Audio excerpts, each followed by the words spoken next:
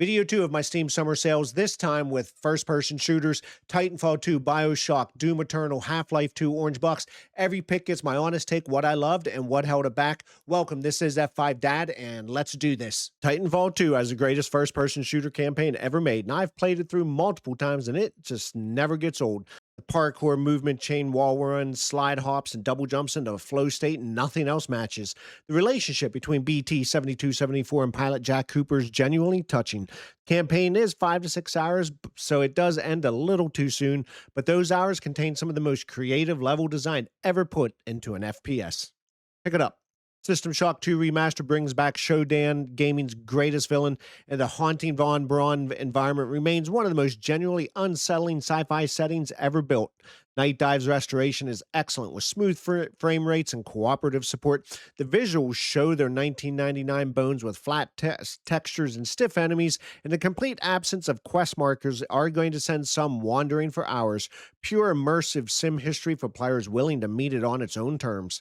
Pick it up. We do have 3 generation-defining campaigns in BioShock Collection. Rapture's underwater Art Deco dystopia, Columbia's sun-drenched Cloud City, and the original BioShock's legendary narrative twist, all with their DLC, including the amazing Minerva's Den. Mixing gunplay with elemental plasma powers deliver pure arcade dopamine throughout. The audio compression on the collection is pretty poor, and BioShock Infinite abandons the slower survival exploration of its predecessors for a more linear arena shooter. The world building across all 3 does still remain extraordinary. Pick it up. Metro Exodus moves the franchise from claustrophobic tunnels into a sprawling radioactive sandbox biomes, and the environmental detail is simply unmatched. Physically wiping mud off your gas mask, checking a clipboard map, pumping air into your pneumatic rifle, the downtime sequences on the Aurora train with your crew, smoking, listening to someone play guitar, create emotional depth most post-apocalyptic games just simply completely miss. The movement, though, is going to feel kind of heavy and clunky, and the English voice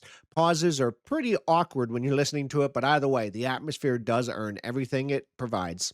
Doom 2016 resurrected old-school shooter DNA and dropped the cover shooting trends of the 2010s completely. The glory kill system, melee finishers that drop health chunks mid-combat, elegantly rewards pure aggression, and Mick Gordon's industrial metal score dynamically syncs with your performance to drive adrenaline through the roof. The pacing will settle into a predictable cycle of quiet corridor into giant arenas where wave after wave demons are just going to repeat themselves. And who even knew that this game had a multiplayer? Either way, it's very forgettable. The campaign is still one of the finest ever made.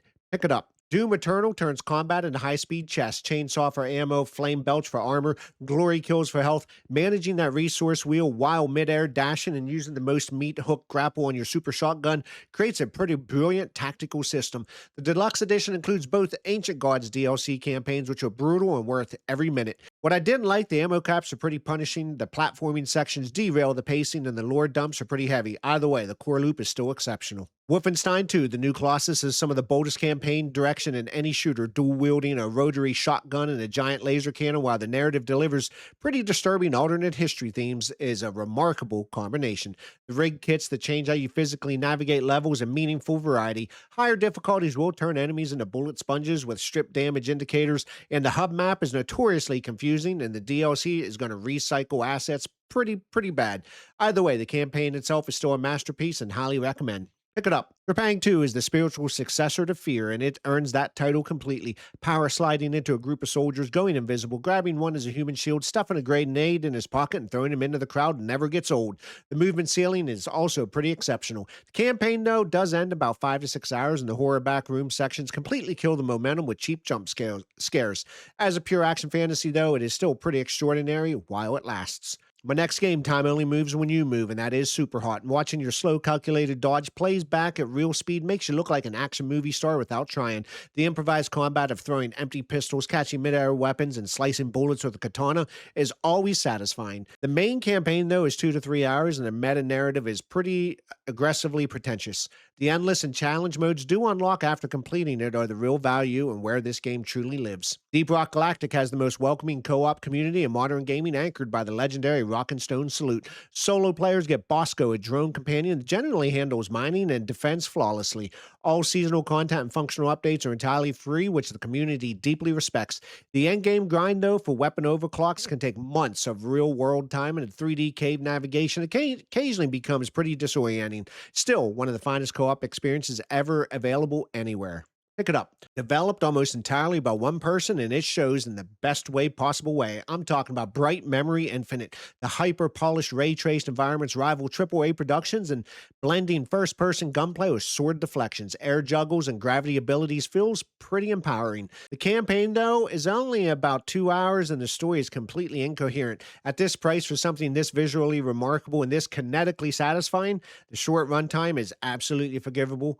Pick it up. MechWarrior 5 gets the simulation weight right, managing throttle, twisting your torso independently of your legs, and balancing heat dissipation feels deeply tactical. Walking a 100-ton Atlas through skyscrapers and watching them collapse is always spectacular. The mercenary metagame of negotiating salvage rights, paying pilot salaries, and tracking galactic events is always generally deep. The procedural contracts, though, do blur into repetitive grind over time. The AI lance mates are pretty borderline useless, and the best content is going to require significant DLC investment. The gunplay in Borderlands 3 is the best the franchise has ever produced. Alternate fire modes, punchy weapon feel, and the addition of sliding and mantling completely transforms arena pacing. The Super Deluxe expansions add story content that generally dwarfs the base game's narrative quality. Unfortunately, the Calypso twins are insufferably obnoxious antagonists that's going to drag every cutscene they appear in. The late game co-op visual chaos turns fights into an unreadable particle soup.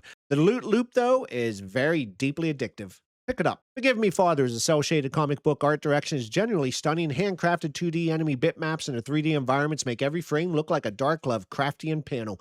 The madness meter that rewards aggression with speed and damage boost creates a brilliant risk-reward loop. The final act, though, does devolve into bullet sponge enemies that wreck the ammo economy, and the first-person platforming over void drops it frustratingly imprecise. A hidden gem boomer shooter, though, that deserves way more attention. Pick it up. Gunfire Reborn stacks random occult scrolls, elemental inscriptions, and character talents into a wildly overpowered room-clearing weapon builds that stay fresh across every run.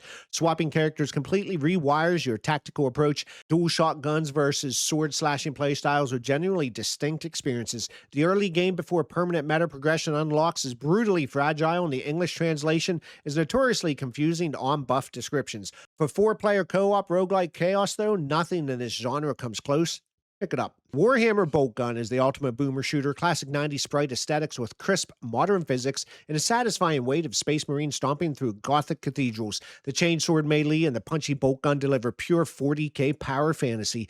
The labyrinthine level design has no in-game map, and identical Gothic architecture frequently leaves you wandering for keycards, and the arena pacing becomes pretty repetitive in the later acts. For Warhammer fans, though, and retro shooter purists, essential. Pick it up. RoboCop Rogue City is a pure love-crafted fan service set between RoboCop 2 and RoboCop 3. The campy 80s satirical tone feels like a genuine lost sequel, and Peter Weller returning to voice Murphy elevates everything. Bullets bounce off your armor, and the Auto 9 delivers pure arcade dopamine throughout. Because RoboCop cannot run, jump, or crouch, the open-world traversal does seem pretty slow, and the NPC facial animations reveal its mid-budget origins. For franchise fans, nothing else comes close to this. Pick it up. Jedi Fallen Order's lightsaber combat, parry and blaster fire, weaving in force push and pull powers, reading enemy timing makes you feel exactly like a Jedi survivor. The planetary Metrovania structure that opens new paths as you gain force abilities is pretty satisfying, and the canon narrative set post-Order 66 sticks its landing without frustrating cliffhangers. The complete absence of fast travel makes backtracking, though, exhausting, and the cosmetic-only chest rewards are genuinely disappointing. One of the finest Star Wars games ever made, though. Pick it up. Severed Steel's central mechanic is genius. You're completely invulnerable while wall running, sliding, or mid-air diving, which transforms every combat encounter into constant movement puzzles. The 360-degree camera rotation while upside down, triggering bullet time is pure max pain energy. The voxel destructibility keeps arenas completely dynamic. The campaign is only 2 to 3 hours, though. The narrative is practically non-existent, and controller play is pretty clunky. Either way, mouse and keyboard only on this game, and it is extraordinary when it does it. Pick it up. Deus Ex Mankind Divided gives you a complete tactical freedom. Goes through vents with active cloaking, hack security systems, or execute brutal combat augments. Prague is one of the finest hub environments in gaming, with every apartment and basement telling a distinct story about a fractured cybernetic society. The story cuts to black abruptly just as the true stakes emerge in the Square Enix microtransaction shop, and a premium single-player game was pretty inexcusable. Either way, the immersive sim design is still pretty exceptional.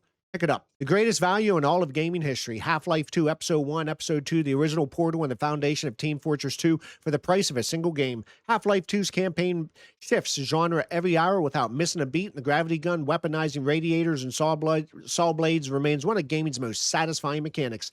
The orange box ends on what is arguably the most heartbreaking unfinished cliffhanger in entertainment history, with Episode 3 permanently in limbo. Still, an absolute essential. Pick it up. Atomic Heart's alternate history 1950s Soviet aesthetic is generally jaw-dropping. The robot designs and grand facility architectures are among the most visually distinctive in any shooter. The telekinetic glove combining levitation, freezing, electricity with your fingers feels empowering throughout. The protagonist P-3 is one of gaming's most insufferable characters. His constant bickering with his glove destroys immersion in every cutscene. The open-world infinite respawn robot loop is pretty exhausting also, but look, the linear underground facilities are still pretty brilliant. Pick it up. Shadow Warrior 2 blends the samurai parkour mobility with precise dismemberment mechanics, dynamically slicing off specific enemy limbs with satisfying physical feedback, and a Diablo-style weapon upgrade loop with over 70 unique firearms and elemental modifiers. The 4-player co-op turns chaotic arenas into genuinely fun coordination fests. Lo Wang's juvenile humor will wear thin long before the credits, and the loot UI is a cluttered management headache. As movement melee sandbox, though, it remains deeply satisfying. The New Order is the finest Wolfenstein ever made, dual-wielding twin shotguns, while B.J. Blazkowicz delivers gritty internal monologues about fighting oppression in the 1960s Axis control world is a remarkable combination nobody expected from this franchise. The level design naturally accommodates stealth or pure aggression, and the early timeline choice splits the campaign into two distinct paths. The mandatory sewer fetch quests kill the pacing, and bullet sponge scaling on higher difficulties is going to strip the dual wielding of its joy. Still, very essential, and pick it up. F.E.A.R 2 takes the slow motion reflex gunplay of the original and moves it through genuinely varied locations. Devastated city streets, a deeply unsettling elementary school level, a massive improvement over the monotonous gray offices of its predecessor. The mech sequences letting you step into power armor and obliterate enemy squads with overwhelming firepower are pretty spectacular.